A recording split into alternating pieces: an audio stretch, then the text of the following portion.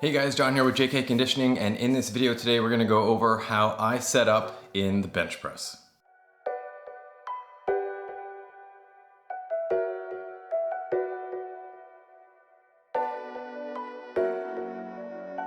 Hey guys, John here from JK Conditioning. Thanks for joining us today.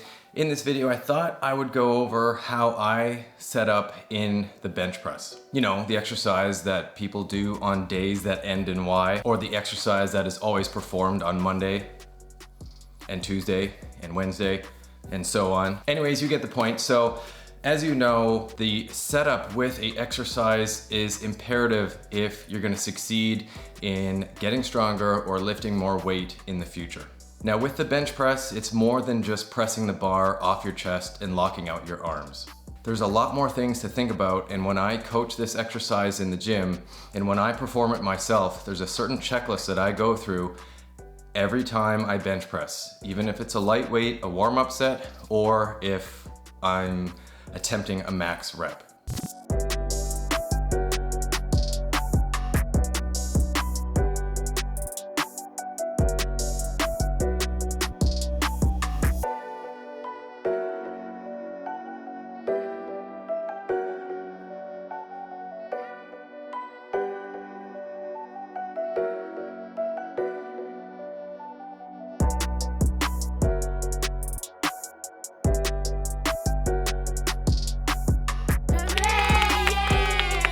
So in this video today, I thought I'd go over every little thing that I think about in my bench press setup, because maybe it might give you some insight into how you do your bench press and things that you might be able to improve on. All right, so the first thing you want to consider is the setup of the bench and the bar itself. So obviously the bench height isn't going to be very adjustable, but the height of the bar might be, depending on what type of bench you're using. So if you're using a bench where you can adjust the height of the bar, you know, inch by inch, you want to set it up so that depending on your grip, the bar will be maybe just an inch above that. So that when you're setting up, you'll have just enough clearance to clear the bar when you unrack, and then when you rack it, you won't have to reach up to return the bar to the racked position. Depending on how wide your grip is, that's where you want to set up the height of the bar. So if you have a wider grip, the bar can be a little bit closer to your body. If you go with a narrower grip, because your reach is going to be greater, you're going to have to set up the bar a little bit higher. So again, that you just have to inch the bar off the rack to be able to unrack it. The next thing you want to think about is if you have safeties or not. So if you're bench pressing alone like me in your basement, then it's crucial to have these safety bars set up so that when you're in position, if you can't make the rep, the bar will rest on the safeties. So obviously this is super important so you don't get pinned. But where you want to set it up, if you can, you want to set it up so that when you deflate your chest and just kind of totally relax into the bench, that's where the bar is going to sit. That'll allow you time and room to kind of slide out from underneath the bar. If you have the safeties set up too high, then it's going to interfere with your press. If you have the safeties too low, you're going to lower the bar, but it will still be resting on your chest and not on the safeties. So just a couple things to think about with your bench press setup before we get into your body setup. So the next thing you want to think about is what grip distance is going to be ideal for you. So if we want to just do a standard bench press, you're going to be wider than your shoulders. If we go more of a close grip bench press, you're going to be maybe at shoulder width or slightly closer together. So if you want to bench press the most weight, you're going to be wider than your shoulders. Now this is going to be something that you can play around with, because I've done that and I found that for me, the ring finger on the first ring is ideal for my setup and my torso position and my arm lengths. The next thing you want to think about is how you grip the bar. So you want to make sure that the bar sits low in the hand so that your wrist can stay slightly extended. So we don't want to hold the bar lower in the hand. So if we call the fingertips the lower part of the hand, if I hold the bar here, that means that the bar is going to rest above nothing. It's not going to be above my wrist, it's not going to be above my forearm, and it's not going to be above my elbow. So this is a weak position. So most times when I have new clients that show me how they bench press, that's kind of where they hold the bar. So the thing that we have to figure out is how to make it comfortable and common for them to hold the bar higher in the hand so that it rests more above the fatter part of the hand, the palm, and then what you'll get is the support of the bar, because the wrist is going to be in a strong position to support the bar, the forearm is going to be underneath the bar, and then the elbow is going to be underneath the wrist. So you're going to have full support and control of the bar with a grip like this. You'll notice that when you bench press, that position must be maintained for you to feel strength throughout the entire rep. So if you start with that position and you lower the bar and then the bar rolls, then you're gonna get out of wrist position and then you're gonna be in a compromised position or a weaker position to press the bar up. What's helpful to maintain that wrist position are wrist wraps, and these are great because you can tie them quite tightly, wrap them quite tightly around your wrist to add that extra support around the wrist, and then to also prevent the wrist from extending back or falling back when the weight gets heavy or if it wants to pull you out of position. The next thing that I think about when setting up in the bench press is getting really high on my shoulder blades. So what this looks like, it looks like a bridge. So what you wanna do is you wanna lie underneath the bench and you wanna roll the bar. So if you have these J cups like I do in the Rogue bench, you wanna roll the bar to the end of the J so that you can then set up your body in relation to where the bar is. This is because if you keep the bar back and you set up with the bar in the back of the cup, when you unrack the bar, because these cups stick out so far, you're more likely to hit the cup and then be, obviously interrupted with your rep and you might get thrown off. So always roll the bar to the end of the cup and then set up your body in relation to that position of the barbell. So back to the bridge idea, you wanna lie down underneath the bar so that your nose is underneath the bar. You're gonna put your feet on the bench and then do a bridge. So in this position, you'll feel like you're getting higher on your shoulders, obviously, because your hips are lifting up off the bench. So in this position, bring your shoulders down and back, squeeze them together, and lift your ribs as high as you can get them.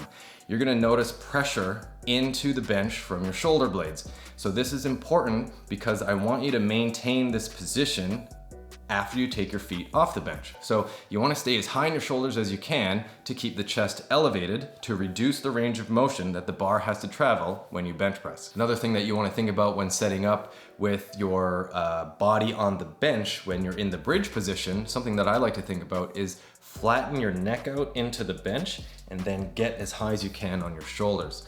So what this does for me is that it prevents me from trying to lift my head when doing the bench press, because what happens there, when you lower the bar, you're gonna see some people lift their head, and then when they press, their head will go back. So what I found there is that if you lift your head up, your chest is gonna go down, which means that you're gonna lose your position and you're gonna lose that sort of lifted chest to the ceiling. So that means that you're gonna lower the bar further. You got more work to do to get the bar back up. So I don't encourage a head lift when doing the bench press. Again, when setting up, flatten out your neck to the bench and then get in your position, and then don't let your head lift off at all during the entire set. All right, so once you're in the bridge, you wanna get your grip on the bar. So align yourself with, equidistant points with your hand across the bar so that they're equidistant from the middle, and then make sure that the bar is higher in the hand, so closer to the wrist. And then once you're really high in your shoulders, you're gonna take one foot down and place it fairly close underneath you. So this is going to be different for each person. Some people like to have their feet way underneath their hamstring. Some people want their foot kind of just underneath their knee, but the goal here is to put them in a position where you can maintain leg drive. So leg drive is an action where you want to slide your body up the bench. So that type of sort of knee extension force, you want to maintain that throughout the bench press so that you can feel tight with your setup, so that you can then use leg drive to help drive the bar up. So the bench press is not just, a chest exercise. If you're gonna utilize leg drive and you're gonna utilize the chest up position and that full body tightness, the bench press is more of a full body lift than you might think. So once you get your foot down on the floor, get it and plant it down there, switch sides, bring that leg down, and then once you feel like you can get a good grip on the ground, one more comment is that some people like to go toes down with the heels up, some people like to go flat feet. So whatever you prefer, you can sort of play around with that. So once you get your setup, you're going to unrack the bar. So it's really important when you unrack the bar not to lose that shoulder position that you just created. So when you unrack the bar, and this is where it's important that if the bar is too high for you, because if the bar is too high, you're going to have to protract your shoulder blades or move them away from each other, so coming out of position, to unrack the bar. And then you're gonna have to reset them again after the bar is already kind of resting in your hands. So you don't wanna do that. You wanna create the setup with the equipment so that when you unrack the bar, your shoulder blades don't have to leave the position that you already created. So once you unrack the bar is gonna sit directly above the wrist, directly above the elbow, directly above the shoulder, and it's going to be in the position where you have to utilize the least amount of energy to hold it there. So what's common is that people want to hold the bar above their neck or their face. So this position creates a longer path for you to get to the chest. So what I always recommend is when you unrack the bar, bring it lower than you think you might need to bring it so that the bar rests above your shoulders. So the next thing you want to do is inhale and expand your stomach and expand your ribs even higher. So you want to lift your ribs higher towards the ceiling. This is going to, again, reduce the range of motion that you have to lower the bar to because you have to touch your chest. And it'll kind of just emphasize that setup that you already created before unracking the bar. After you inhale, I always hold my breath. You can kind of play around with that, but you want to hold your breath and then lower the bar. And the way you want to think about it, it's going to come down a slight steep ramp to the highest point on your chest. So if your chest isn't lifted, then the bar is gonna just go down to wherever you lower it to, and it might go too high on the chest. So this might be a position that isn't as strong as if you were gonna lower it to a lower point on the body where the chest is lifted. So you gotta play around with how much arch you can have while keeping your butt on the bench, because we want to keep the butt on the bench to maintain that setup. If you go to, your public gym, you're going to see a lot of people lifting their glutes off the bench when they bench press because they're just struggling to try to use whatever they can do to get the weight up. And this technique, obviously, if you compete, is not allowed, and it's just not an efficient technique because you don't want to just sort of rely on your legs and get out of position, because you might get out of position and then lose the bar. So you want to practice pushing with your legs, trying to slide yourself up the bench while maintaining your position on the bench and then maintaining that full body tightness to be able to do the rep. So with your body super tight, you're going to lower down a steep ramp, touch on the highest point on your chest. You can add a pause if you want to go for more control, or if you compete, or if you just want to do a touch and go press, that's fine as well. But just make sure that when you do your touch, you're not just lowering the bar and then really depressing the ribs and then kind of springing back up. You want to maintain, like I said, you want to maintain that body position so that the only joints that are really changing in the bench press are your elbows and your shoulders. Your shoulder blades aren't really going to move at all because you want to keep them pinned back, again, so you can maintain that full body position. After you touch your chest, feel that constant strong leg drive, and then drive the bar up that steep ramp back to where you started. And again, that starting point is going to be where the bar rests above your shoulders. When you press up, don't press up so that it goes up and towards the rack, because again, you're just creating a longer path that you have to press the bar. A couple things to think about is make sure that your elbow stays underneath your wrist, which stays underneath the bar throughout the entire press. The elbows will be slightly tucked when you lower the bar, but you don't want to over tuck, because if you over tuck the elbows, you're going to get out of position because the elbows will not line up underneath the barbell, and it's going to be a lot harder for you to press the bar up from the bottom position. Now, one last thing I want to sort of add to this is that there's not really a right or wrong way to bench press. You're going to see some people do like a leg up bench press. You're going to do like a feet out bench press. You could do, half reps. You could do a partial press. You could do a board press. So what I like to coach my clients in thinking about is that there's going to be like a default bench press, which is going to be your basic technique. This technique in the video kind of incorporates leg drive because that's going to maximize how much weight you can lift. That is the powerlifting method of bench pressing, but that doesn't mean you have to use that bench press style when you bench press. Some people find that a leg up or a feet on bench press is more sort of conducive to their body, because some people, when they use leg drive, they feel more sort of low back pain because of that arch in the upper back.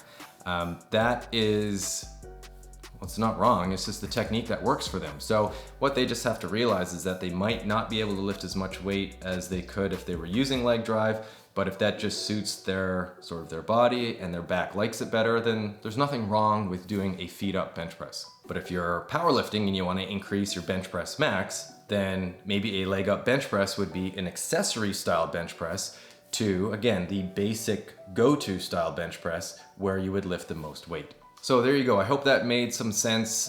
Just some thoughts on how to improve your bench press setup, which will then improve your bench press numbers. The bench press setup, as with any exercise, the setup is so important, and it's crucial to you being able to lift more weight, but it's also super important so that you minimize your risk for getting hurt. So anyways, there you go, guys. That's how I bench press. That's what I think about when I bench press, and that's what I cue in my clients when I coach them how to bench press. If you enjoyed the video, give it a thumbs up. If this is your first time here, my name is John, and I've been a personal trainer for 15 years, and I co-own JK Conditioning here in St. John's, Newfoundland, Canada. I suggest you subscribe if you want to keep up to date with our future videos. We put out videos once a week, and we make videos to improve your workouts. Thanks for watching, guys, and we'll see you in the next video.